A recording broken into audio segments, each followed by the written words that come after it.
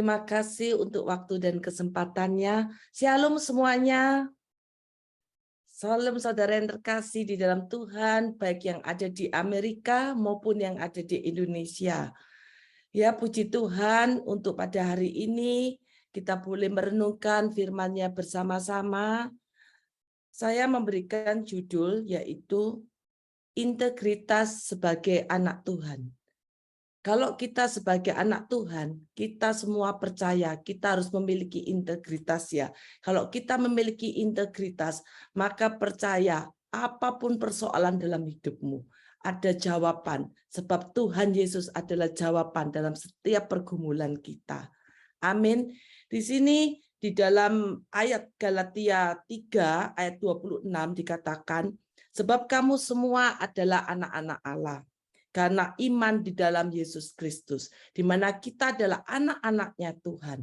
Maka kita ini harus mencontoh teladannya Tuhan Yesus Kristus, di mana Tuhan Yesus Kristus adalah integritas yang paling sempurna yang dimilikinya. Oleh sebab itu, kita anaknya, kita harus sepertinya. Kita harus menjadi teladan, kita harus mencontoh keteladanan Tuhan Yesus. Amin ya. Di sini saya tertarik sekali untuk membaca kitab Daniel. Salah satu tokoh di Alkitab dan salah satu tokoh favorit saya yaitu Daniel. Daniel sini kita baca nanti di Daniel 1, di mana Daniel ini seorang yang memiliki integritas sebagai anak Tuhan. Di dalam Daniel 1 dikatakan, di ayat yang ketiga, kita langsung saja ya, pada zaman itu adalah pemerintahan Raja Nebukadnezar, yaitu di Istana Babel. Di ayat 3 dikatakan, lalu Raja bertitah kepada Aspena, kepala istananya, untuk membawa beberapa orang Israel yang berasal dari keturunan raja dan dari kaum bangsawan. Ayat keempat, yakni orang-orang muda yang tidak ada sesuatu cela, yang berperawakan baik, yang memahami berbagai-bagai hikmat, berpengetahuan banyak, dan yang mempunyai pengertian tentang ilmu, yakni orang-orang yang cakap untuk bekerja dalam istana raja, supaya mereka diajarkan tulisan dan bahasa orang Kasdim. Diperhatikan di ayat kelima, dan raja menetapkan bagi mereka pelabur setiap hari dari santapan raja dan dari anggur yang biasa diminumnya. Mereka harus dididik selama 3 tahun, dan sesudah itu mereka harus bekerja pada raja. Di ayat ke-6, di antara mereka itu juga ada beberapa orang Yehuda, yakni Daniel, Hananya, Misael, dan Asaria. Ayat ke-7, pemimpin pegawai istana itu memberi nama lain kepada mereka. Daniel di sini dinamainya Belsasar, Hananya dinamainya Sadrak, Misael dinamainya Mesak, dan Asaria dinamainya Abednego. Di ayat ke-8 ini ada sesuatu yang menarik sekali dalam kehidupan Daniel. Dikatakan Daniel berketetapan untuk tidak menajiskan dirinya dengan santapan raja dan dengan anggur yang biasa diminum raja. Dimintanyalah kepada pemimpin pegawai istana itu supaya ia tak usah menajiskan dirinya. Luar biasa ya. Di sini para pemuda dipilih, yang muda, yang pinter, yang hebat, yang cakap dipilih untuk masuk dalam kerajaan Nebukadnezar pada masa itu. Dan Daniel ini dan teman-temannya adalah seorang yang takut akan Tuhan. Sehingga dia tidak mau menajiskan apa yang di hadapan Tuhan itu najis.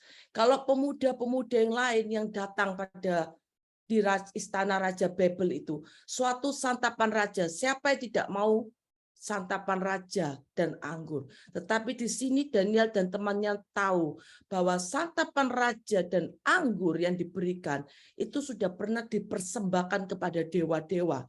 Dan dia tidak mau melakukan itu. Kalau dia melakukan itu, kompromi terhadap hal itu, menyenangkan keinginannya, menyenangkan nafsunya, maka dia tidak hidup dalam kebenaran. Dan Daniel dan teman-temannya ini mengerti benar bahwa dia harus hidup dalam takut akan Tuhan. Sehingga dia tidak mau kompromi dengan dosa apapun. Maka dia memberanikan diri, yaitu di dalam kitab, nanti dibaca sendiri ya, di ayat selanjutnya, di ayat ke-10 dan ke-11, di situ dia memberanikan diri mengajukan kepada pegawai istana tersebut untuk tidak menerima santapan raja maupun anggur. Dia menawarkan dirinya untuk dia melakukan bagaimana kalau pencobaan 10 hari. Dia tidak perlu makan santapan raja dan anggur, tetapi dia mau minum hanya makan sayur dan air selama 10 hari itu. Luar biasa ya, membayangkan 10 hari makan sayur dan air. Dikatakan di ayat ke-13 itu, sesudah itu bandingkanlah perawakan kami dengan perawakan orang-orang muda yang makan dari santapan raja. Kemudian perlakukanlah hamba-hambamu ini sesuai dengan pendapatmu. Maka benar, setelah 10 hari pencobaan, itu dikatakan di ayat ke-15, setelah lewat 10 hari, ternyata perawakan mereka lebih baik dan mereka kelihatan lebih gemuk daripada semua orang muda yang telah makan dari santapan raja. Luar biasa ya, di sini dengan makan sayur dan air, saya percaya itu ada kekuatan di dalam Tuhan. Memang tidak mudah dilakukan. Kita membayangkan saat seandai kata kita itu seperti Daniel dan teman-temannya, itu kita tahu kebenaran, maka kita sebagai anak Tuhan, maka kita harus melakukan seperti Daniel dan teman-temannya, untuk kita tidak kompromi dengan dosa apapun, yaitu hidup tidak bercela di hadapannya. Itulah hidup takut akan Tuhan. Sehingga saat kita hidup dalam takut akan Tuhan itu percaya ada favor Tuhan, ada kasih setia Tuhan, ada kemurahan Tuhan itu terjadi dalam kehidupan kita semua. Sampai dikatakan favor Tuhan di sini dikatakan di dalam ayat ke-16 dan di ayat ke-17 dan seterusnya dikatakan di ayat ke-17, kemudian penjenang itu selalu mengambil makanan mereka dan anggur yang harus mereka minum, lalu memberikan sayur kepada Daniel dan teman-temannya. Sehingga keempat orang muda itu mendapatkan pemeliharaan Tuhan. Jadi kalau kita takut akan Tuhan, janji Tuhan di sini salah satunya adalah dalam hidup pemeliharaannya. Kita tuh hidup di dalam pemeliharaan Tuhan. Kita enggak perlu khawatir, kita enggak perlu takut. Itu adalah bagian Tuhan. Amin. Bagian tuh kita seperti apa? Bagian kita yaitu hidup dalam takut akan Tuhan. Kita memiliki integritas di dalam Tuhan, yaitu hidup takut akan Tuhan. Kita tidak hidup bercela di hadapannya sampai akhir hidup kita. Amin. Dan dikatakan di ayat yang ke-17 itu mendapatkan kepandaian dan hikmat. Favor yang kedua yaitu kemurahan daripada Tuhan, mendapatkan hikmat, mendapatkan kepandaian. Bahkan dikatakan yang luar biasa di ayat yang ke-20, dia mendapatkan kepandaian itu sampai 10 kali lipat daripada orang-orang bijaksana pada zaman itu ya. Itu suatu hal karunia yang sangat besar. Dan kalau kita perhatikan lagi di dalam Daniel 1 ini, di ayat ke-19, itu dikatakan Daniel, Hananya, Misael, dan Asaria, atau Daniel, Sadrak, Meshach, dan Abednego, itu mereka mendapat pekerjaan yaitu di istana raja, bekerja kepada raja. Itu suatu dambaan kepada setiap orang. Ada sesuatu yang sangat mengharukan sekali, bisa bekerja pada raja, bisa bekerja di istana raja, apalagi memiliki posisi-posisi yang sangat penting di dalam istana tersebut. Suatu kesempatan yang luar biasa di sini. Favor Tuhan dinyatakan di dalam Daniel 1, yaitu ada 3 hal favor Tuhan dengan hidup dalam takut akan Tuhan. Di mana hidup dalam takut akan Tuhan, maka Daniel dan teman-temannya beroleh pemeliharaan Tuhan, mendapatkan hikmat Tuhan, mendapatkan kepandaian, dan yang ketiga mendapatkan kemenangan, bahwa masalahnya dapat terselesaikan. Dia bisa membuktikan bahwa dia walaupun dia tidak mau makan santapan raja dan anggur, tetapi dia hanya makan sayur dan air, itu dibuktikan bahwa dia kondisi badannya makin kuat, makin sehat di dalam Tuhan. Dan yang kedua, integritas yang kita pelajari di sini apa? Yaitu Daniel ini dan teman-temannya hidup dalam kejujuran. Dia jujur dalam arti seperti apa? Dia jujur karena dia apa yang diperkatakannya dan tindakannya itu sesuai. Banyak orang mungkin perkataan dan tindakan, mungkin dia berkata-kata di luar, tapi belum tentu tindakannya sama. Sering kita jumpai, itu yang membuat kita kecewa sama teman kita, sahabat, atau siapapun juga orang di dekat kita. Mungkin kita memang tidak sempurna, tetapi kita mau semakin sempurna di dalam Tuhan Yesus. Tidak ada manusia yang sempurna di muka bumi ini, tetapi kita punya komitmen. Ayo kita semua, kita mau memiliki integritas. Kalau kita memiliki integritas sebagai anak Tuhan, maka percaya favor demi favor itu akan melimpah dalam kehidupan kita. Amin. Kita akan mempelajari lagi. Daniel ini sangat menarik ya. Tadi kita melihat Daniel 1. Kita melihat favor Tuhan begitu besar terhadap kehidupan Daniel. Yaitu di Daniel kedua. Mimpi Nebukadnezar. Mimpi Nebukadnezar ini kalau kita pelajari, itu ayatnya banyak ya. Dari ayat 1 sampai ayat 49. Saya ceritakan aja feedbacknya ya. Di mana Nebukadnezar ini itu mendapatkan mimpi. Semua pasti tahu ya ceritanya Daniel ini. Dengan gelisah sampai nggak bisa tidur. Mungkin mimpinya asik banget. Kita semua punya mimpi ya.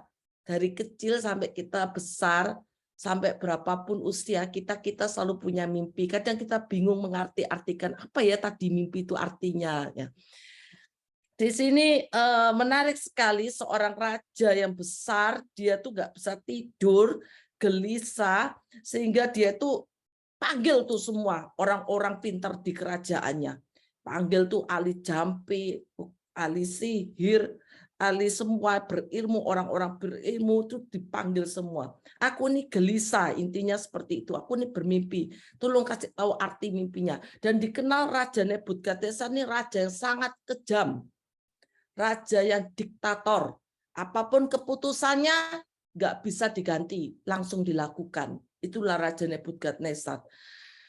Dan yang saya perhatikan di ayat keempat, seorang para kasdim itu berkata kepada raja, dia berani berkata seperti ini ya kepada raja, ya raja, kekalah hidupmu, ceritakanlah kepada hamba-hambamu mimpi itu, maka kami akan memberitahukan maknanya. Berani mati ya, para kasdim ini berani mati, bisa omong seperti itu. Padahal dia sebenarnya ya nggak yakin, tapi dia coba berarti ceritakan mimpi. Artinya apa?